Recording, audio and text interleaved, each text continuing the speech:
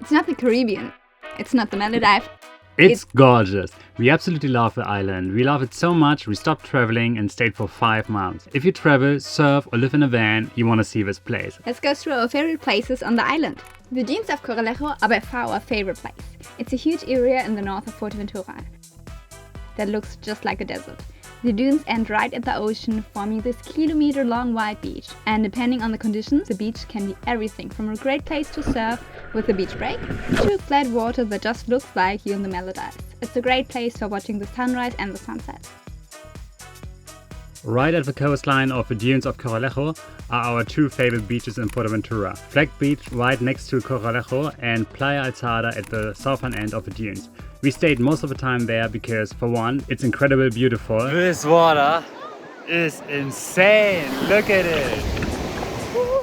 And there are public toilets, showers and most importantly, good internet connection which we heavily rely on as we work online.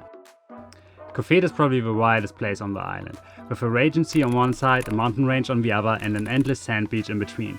The beach is around 12 kilometers long and although the water may look tempting, it's strongly advised to stay out of it because of the strong currents. There's even a graveyard at the beach dedicated to the unfortunate ones. Cofete is located on the southwest side of Fuerteventura with only one 10-kilometer long dirt road leading to the beach. But the extra effort is definitely worth it, trust us. The long sand beach is surrounded by roughly 40 meters high cliffs. El Cortillo is a stunner. The best thing is you can park right at the cliff with a camper and enjoy the gorgeous views. It's in the northwest of Fuerteventura and therefore the perfect place to watch the sunset. Down south is Morro Jable. It's a touristic town with lots of hotels right at a very long sand beach. There's a lot of places where you can surf, but overall the sea is rather quiet, which makes it the perfect place for a laid-back beach day.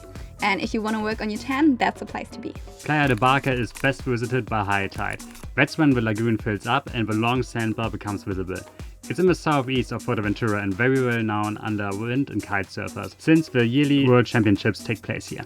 Lobos is a small island next to Fuerteventura. There's only a handful of people living there, and there are no hotels or shops. It's not allowed to camp there anymore, so the only way to visit is to take a day trip. There are several ferries, water taxis, boat trips to get you to the island. They're departed in Corralejo, which is in the north of Fuerteventura. The water is incredibly clear on Lobos and invites you for the perfect swim or snorkel session. It's also a great surf spot during winter. If you feel like doing something on land, you can always hike up the volcano. It's an easy 1 to 2 hour hike. Near the harbor is a tiny village with a beautiful spot to jump in the water, and even with a local restaurant. But the opening hours of the restaurant are not very reliable, so come prepared, take enough water, food, and have fun. You can't be on a volcanic island without hiking up a volcano, and this one has the perfect round shape with a crater and everything. The volcano is right next to the small village Lobos in the north of Fuerteventura. The hike takes up to 2 to 3 hours and the view is so rewarding, you're gonna love it. It's gonna be windy though. We also saw loads of striped squirrels. Those guys are super cute and so curious they're gonna climb on you. Fuerteventura is also called the Hawaii of Europe. And if you want to ride waves, you want to be there from September to March. The wind turns down and the swell picks up during the winter. The swell comes from the north, which makes Corralejo your surfer paradise. And depending on the day, you will find great waves everywhere from El Cortillo to Majanichu and all the way down to Playa Alzada, to just name a few surf spots. But most important, Fuerteventura is very camper friendly. Compared to the rest of Spain, France and Portugal, it's a Vanlife Paradise. There are several service stations for campers, especially in the north. You can park more or less everywhere and people are cool with it. The internet connection isn't always ideal, but there are nice places where even that isn't an issue. The only downside is that the ferry costs quite a lot. We paid around 600 euros for our camper and the 2 persons we are. That's one way. And if your car is not registered in Spain, it's only allowed to stay for half a year on the Canaries. But other than that, it's our favorite place in Europe so far. So let's behave so it stays that way.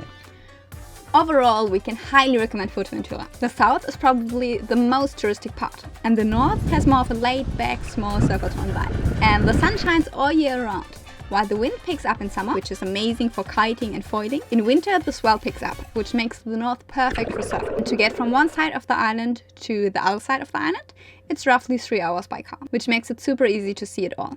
To save you the effort of looking any further, we got you. We prepared a maps map for you where we marked all the most important spots and attached some little notes so you know all you need and are ready to go. It's linked down in the description. You're welcome. Have a good one and see you tomorrow. Bye!